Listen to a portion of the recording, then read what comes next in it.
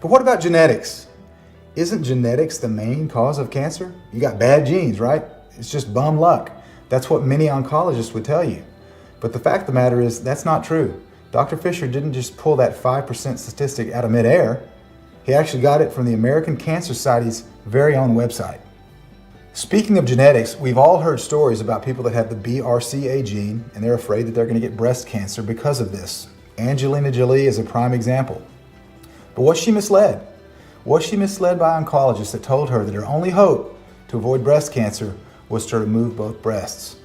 Did she choose this treatment because of a fear factor? That's completely fear-based, and it's also because the media hypes that up, especially if a famous person like Angelina Jolie has a double mastectomy. But the kind of cancer that she had is less than 5% of all women with breast cancers.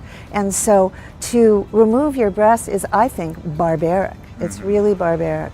Epigenetics, if people don't know what that means that something will act upon your genes. So your genetics, like your software, something has to open it up and read it. And so you could have a toxic chemical in the environment that opens up some cancer genes and turns them on, but we could also turn those off with plant medicine. That's much more powerful than just trying to kill cancer cells. Right. Doctors would like you to believe that cancer is genetic, that we've got genetic abnormalities, and cancer rises from a genetic predisposition or a break in your DNA or whatever it might be, but it's not true, and it's actually been proven that it's not true. And doctors should in fact know this, but they don't. Let's say that your body and your genetics is the computer, that's the hardware. People can understand this. The epigenetics is the software. The software runs the hardware. We know that from computers. We don't seem to understand that with the human body. So what we need to do is not dwell upon the genetics, but the epigenetics. In other words, what works that computer? If the software is working, generally the hardware is working. So our last question. You wrote a book called What Angelina Should Have Known and Didn't Know. So what should she have known?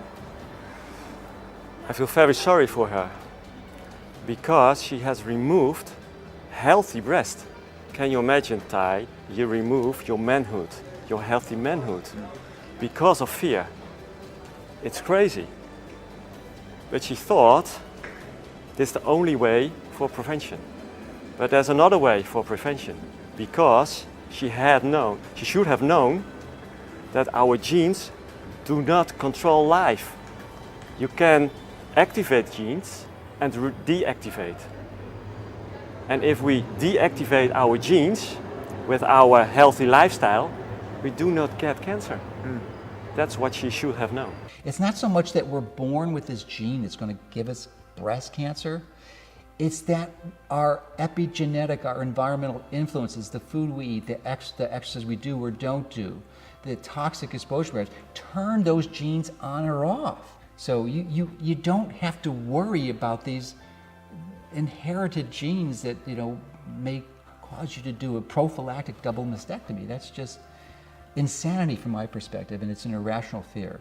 If you appreciate and fully understand the amazing regenerative capacity our body has, if it's given the proper tools. One of the major problems that we have in terms of our old understanding of genetics is that people believed if they were born, say, as a woman with a BRCA gene that might increase their risk of breast cancer, they have not been told, and certainly wouldn't expect to hear from their doctor, that the way they live their life will alter the expression of those genes and their risk of cancer. The BRCA gene scare, it really was quite a Hollywood hype, last year.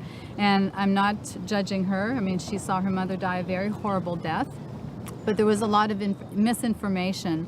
The BRCA genes are actually cancer protective genes. They help to repair DNA damage. And so the BRCA gene, if it mutates, then it can cause a problem possibly, but what causes it to mutate? Look at the foods, look at the radiation. So BRCA genes are tumor suppressor protective genes. So do you inherit breast cancer? Or breast cancer genes that are, is it inherited? Is it genetic? That's the big thing. Well, my mother had breast cancer, so I'm probably going to have breast cancer. But We now know through the study of epigenetics, which is the science of looking at gene expression, and nutrigenomics, which is the study of food, we know that we can change our gene expression by what we eat, how we sleep or don't sleep, how we manage or don't manage our stress, the foods that we eat. So something as simple as curcumin can help to really turn on the cancer protective genes and change those gene expressions. Wow, I bet you've never heard that before, that the BRCA gene can actually protect you from breast cancer. It does not necessarily cause breast cancer. Now, October is Breast Cancer Awareness Month. Think Pink, Run for the Cure. You see all of these different campaigns that are aimed at bringing awareness to breast cancer, which is not necessarily a bad thing. We want to bring awareness to cancer as well. However, let's look at the history of Breast Cancer Awareness Month through the eyes of Erin Elizabeth. Yeah, so it is Breast Cancer Awareness Month, and it's interesting how the whole story started with the pink ribbon that you were mentioning. It used to be a peach ribbon, and it was a woman named Charlotte Haley who had started that grassroots movement, and her whole objective was to get the word out that so little money was spent on prevention, first of all, not just research, but with prevention. And that's still the case today. And even with research, not much of the money that they'll raise during the month of October is really even spent in research because so much overhead. So yeah, it's a real shame. But what most people don't know is back in '92, this little old lady just started a grassroots movement with her peach ribbons, which she was giving out to people. She'd give out 5 at a time with a little note, and it really took off, where she wanted people to be aware, not so much of just breast cancer itself, but of preventing breast cancer in the first place. And then Estee Lauder and Self magazine came along, and they wanted to use her ribbon. And I think they were shocked when she said, "No, I'm not going to support these corporations turning my grassroots movement into this thing that really became more about making money." So, and today, even when I was doing some research on it, when I'll try to find her name in pink ribbons, you keep getting these Estee Lauder ads selling their expensive, now they've got, I don't know if they're diamond encrusted, ribbons you can buy. It really seems like it's been exploited. It's ironic that you have Susan G. Komen or Estee Lauder or Kentucky Fried Chicken, Susan G. Komen doing joint ventures with them with the pink ribbon, which it really boils down to that these corporations that are not really healthy are, it's a bit hypocritical that they're trying to be out there selling the pink ribbon and saying they're all about curing breast cancer. We go around and celebrate wearing pink socks and pink ribbons and buying pink lemonade on an airline to contribute to cancer. It sure does. It's ridiculous. I coach youth sports. I won't wear pink. I won't put pink on. I don't believe in that. Why? Because the pharmaceutical intervention, conventional methods are not saving lives. So now we're going to end the war on cancer. So we're going to get everybody involved. We're going to get them to run for it. We're going to get them to jump for it. We're going to get them to pray for it. We're going to get them to beg for it. So now everybody, you can't go anywhere without giving money I can't buy groceries without somebody wanting money from me. With all the money that we're pouring into Relay for Life, the Coleman, really hasn't helped change things for the patients. And so you saw that firsthand as an oncology nurse for 17 years. I did. It's not on the camera, but you got some really neon pink tennis shoes on. But what about the pink movement, right? The breast cancer pink movement. What's your take on the October Get Your Mammograms?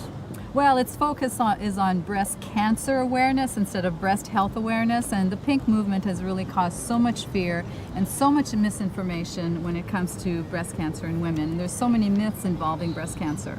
Dr. V just mentioned breast cancer myths. During Breast Cancer Awareness Month, we always hear early detection is your best protection. And everyone knows that for breast cancer, mammograms are the best way to early detect. Or is this a myth? There's been at least 2 studies, very large, that have come out on the limitations of mammography. One of them was a Canadian study, I believe it was 20 or 25 years that they've watched in the past, that found no benefit. Also the Lancet, which is a large British journal, equivalent to our Journal of American Medical Association, or JAMA, came out and said that there's really no benefit at all to doing, and possibly some harm. The harm being it is ionizing radiation, which we know isn't the best for us. Right. And also, again, with the pancake smasher, if you do have a cancer and you smash that wall that the body's put around it, are you spreading the disease that way? Right. I don't know, but I don't want to find out. Well, yeah, and that's the Lancet, right? That's pretty reputable. Exactly. Yeah, it's pretty reputable. And also the BMJ, the British Medical Journal, I believe, did a write-up as well. So that's 2 or 3 very reputable, internationally published. Early detection just means early death, because the earlier they find it, the earlier they start cutting you, the earlier they start treating you with chemotherapy and radiation, and the earlier you die. Breast cancer grows 7 to 12 years to a size in the breast that you can even diagnose it. So there is no rush. You know, they find breast cancer, oh, you have to go and get surgery tomorrow morning. A lot of pressure. A lot of pressure, because they don't want you to get basically the time to get educated and educate yourself. So let's talk about this early detection. Imagine your lymph system, you have 4 times more lymph liquid than blood. So your lymph system, your lymph nodes are there to neutralize poison.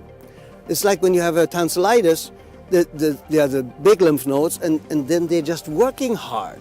It's not a bad thing, it's a good thing, showing, oh, the tonsils caught all these poisons, and basically they're just diluting it and neutralizing it and then getting rid of it. So when you have that tie, and imagine like a pimple that's ready to burst. Now the lymph node in the breast might be working hard and being inflamed, and it looks like a pimple that's getting to burst, ready to burst. So now they put 50 pounds of pressure on it. That makes sure it bursts. That makes sure it bursts. We, as a medical society, are giving women breast cancer with our demanding that they get mammograms. Mammograms cause breast cancer, period. So mammograms are not healthy for women. Women should not be getting routine mammograms. That's crystal clear, published in the peer-reviewed literature.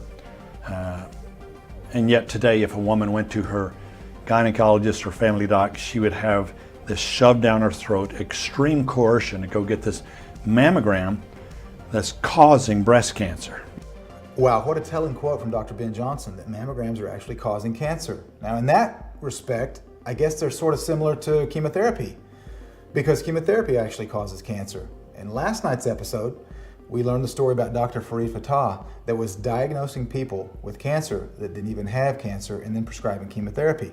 I guess you could say he was overdiagnosing them. What about mammograms? Is mammography prone to diagnose women with breast cancer that don't even have breast cancer? Are we being told the whole truth about this issue?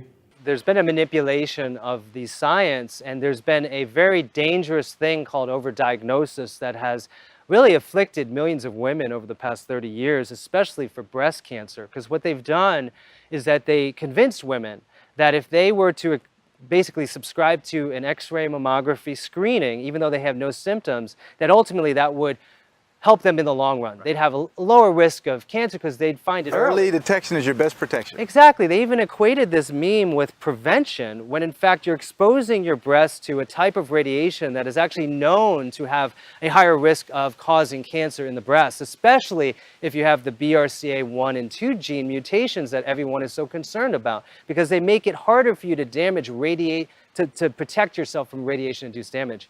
So overdiagnosis, according to a recent study done in the New England Journal of Medicine, over the past 30 years in the United States resulted in 1.3 million women being diagnosed with early-stage breast cancer that technically never had any type of cancer that would have caused harm. This is called ductal carcinoma in situ, or stage 0 cancer, which they equated with actual cancer, which now we know is not. And so what that basically meant is that they would give them the standard mastectomy or lumpectomy with radiation, with chemotherapy, things like tamoxifen, and then follow up hormone suppressive therapies like Arimidex. So basically what we're dealing with here is a kind of a medical holocaust of sorts, because those women now had to deal with being diagnosed with a cancer they didn't have, being treated for it, having the stigma and all the psycho-spiritual emotional stress that's caused by that.